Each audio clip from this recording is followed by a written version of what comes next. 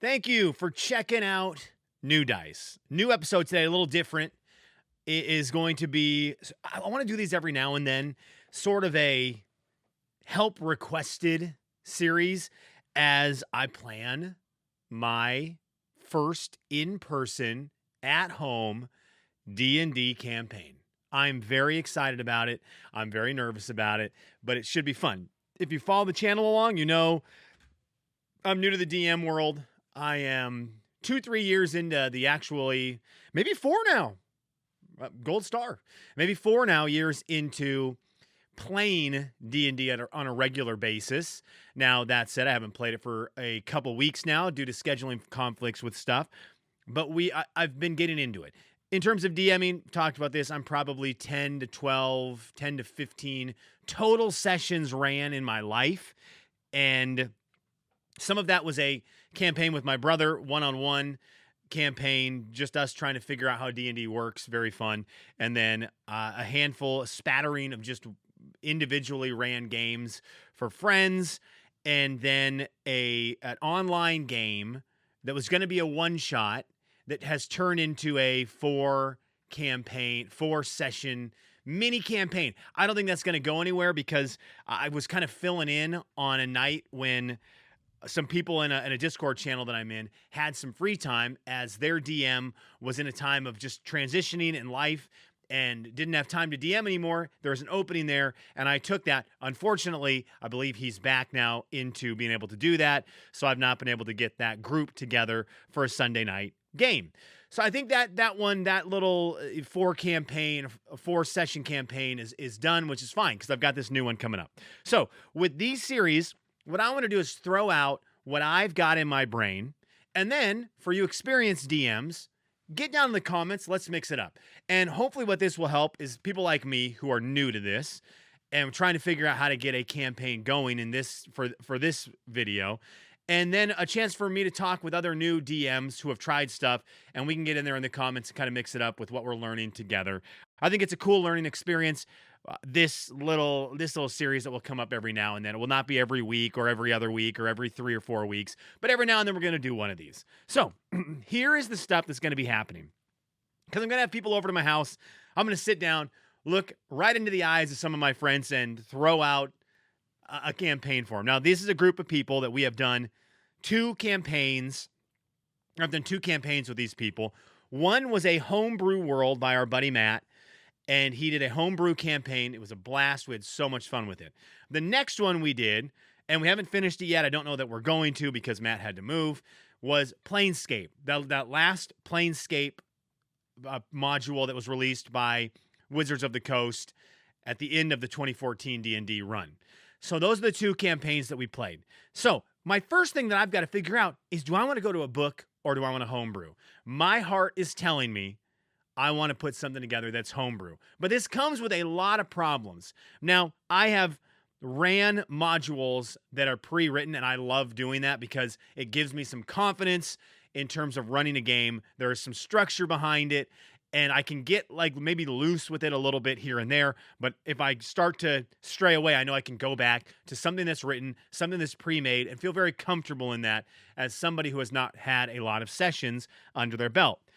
I say that though, and I go, well, I want to maybe do a homebrew space.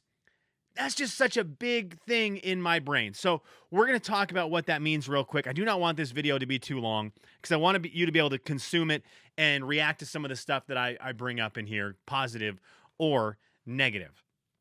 In terms of this homebrew world, here's how my brain is working. And this is where you can step in and tell me, whoa, slow down or speed up. My concept is I get my 3 players that are going to be at my table with hopes that we add a 4th sooner than later. And I ask them to bear with me at the very beginning of the campaign, and that they will allow me to put their players into one position before they go off and do everything.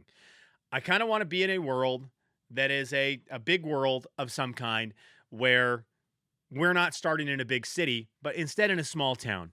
And my thought is, again, without railroading, because there's more to this, I want to get my players in a place where the reason they are going to enter this smaller village, smaller town, is that they were part of a caravan protecting some kind of goods from the big city in this world to this smaller village way off in the distance, off in maybe a very very very rural area of the map. And they were sort of the guards protecting this delivery from point A to point B, and it gets them into this city, this little village, where now we can spread our wings and fly. And I can ask each one of the characters, why did you find yourself protecting these goods? Why did you find yourself wanting to be in a place where you go across, the map, across this world into a distant area?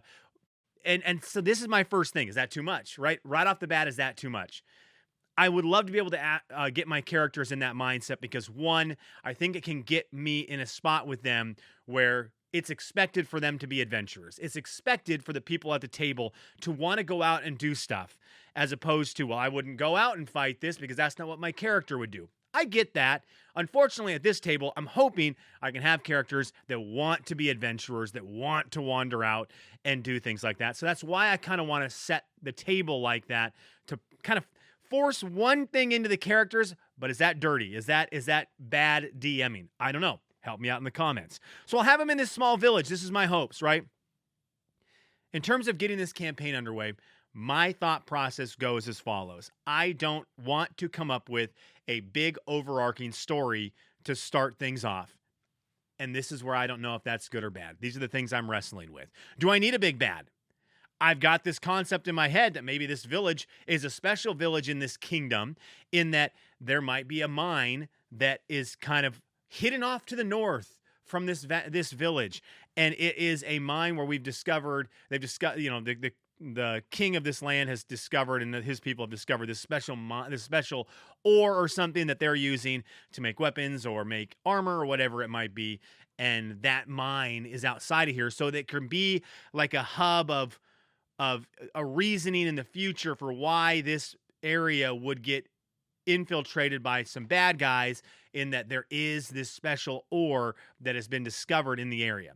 That's for a distant off time, potentially, or it could be right off the bat. But that's kind of where my brain is at. Am I thinking too far in advance? I don't know.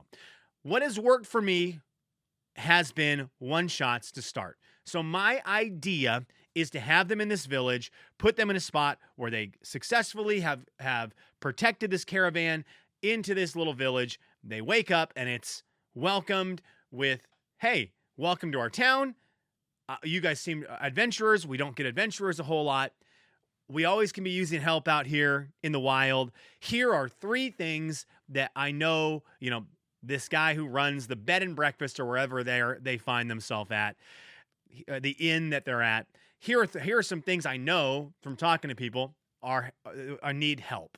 And what I would like is to have 2 pre-written modules as options, and I would love to have one that I have created to kind of put my feet to the fire of not just leaning on pre-written stuff as I've done in my entire DMing career, but instead make me come up with something as an option that they could choose and then have to react and perform in a space that is just from me. Now, I've got some options. I've got a bunch of one-shots that I found online that I think are really good, including one I've talked about on here, A Most Potent Brew. I think there's one called like Granny's Apple Pie or something like that. I forget exactly what it's called, but I hear it's really good.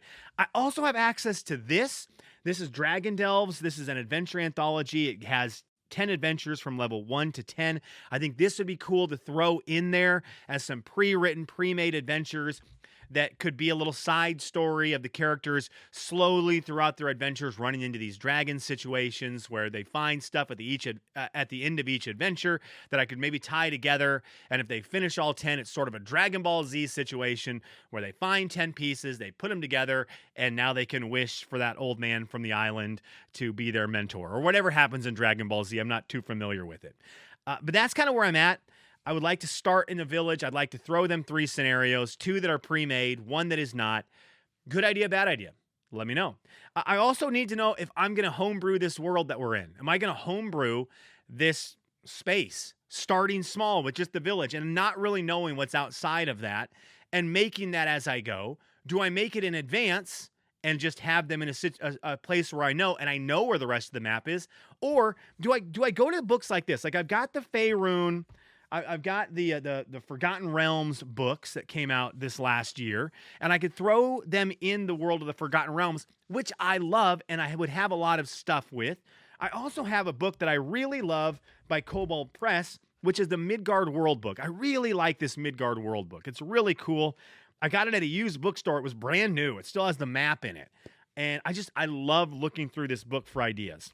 So do I throw them in a pre-made world, or do I make my own? This is something, again, get in the comments. Let's discuss what's worked for you, what hasn't worked for you. On a more miniature scale, when we actually sit down and start playing, do I go with the Chessex battle map for situations and just draw on it and start there? Do I go to what I've been doing with my 3D printer? I've been printing off these little dungeon tiles that I can line up. They'll probably slide all over the table, and I'm sure there's a bunch of things online that say how to click them together or what to do, or that these ones stink. Do I throw this kind of stuff on the table for the adventures? I don't know. Again, what's worked for you? Get in here and let me know the answers to that. Chessex battle map, just draw on it, or print off some cool stuff and let the players see a little more visual stuff on the table. These are things I'd like to know. The other things I got to figure out in this little village, I stress out about shops and currency, because I think part of adventuring that's cool is finding gold, finding treasure, finding loot. I really think that's fun. I think it's fun at the end of an adventure at a table that I'm at when you get something really cool.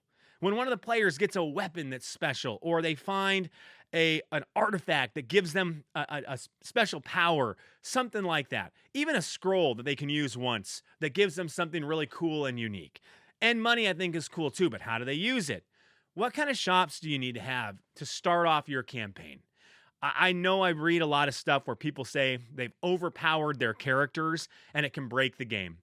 I get that. I understand that. I kind of think that sounds kind of fun. If my characters are overly powerful, but they're enjoying it, well, that's what matters. Maybe I have a villain that I think is going to cause them problems, and I've accidentally given a weapon that smokes it in 3 rounds. If my players are smiling about it and they got to do the kill and they got to use this awesome weapon, isn't that what we're looking for at our table? Memories like that are super cool, with things that make the players feel powerful and make them feel like they are like more special than the average adventurer that's out there. I think that kind of stuff is cool. The other thing I do want to pay attention to, I don't have these things yet. I want to make sure I've got to focus on when I find out what character classes are being picked. I do want to make sure that I sort of deep dive each character class to find things that they can do, that class can do, that is special, and really try to tee up those adventurers to do the things that make their character unique, that do the things that make their character feel like, wow, I'm glad I chose this character class. All right, my camera crapped out there, which I think it signifies that I've gone too long. That's what we have to deal with today. That's what I'm asking today. Those are the questions I'm looking for as we do a help requested episode of New Dice. Thanks for checking it out. I really appreciate it. For those of you who are commenting, for those of you who have subscribed, it means the world to me. Crazy that you are taking the time to watch these. I really hope they're enjoyable. I hope they bring you a smile every time you watch them, and I hope they inspire you to play games, because this is an awesome hobby, and this is really a fun use of that free time you've got to build relationships with your friends and lifelong memories. At least that's what I think. Thanks for watching.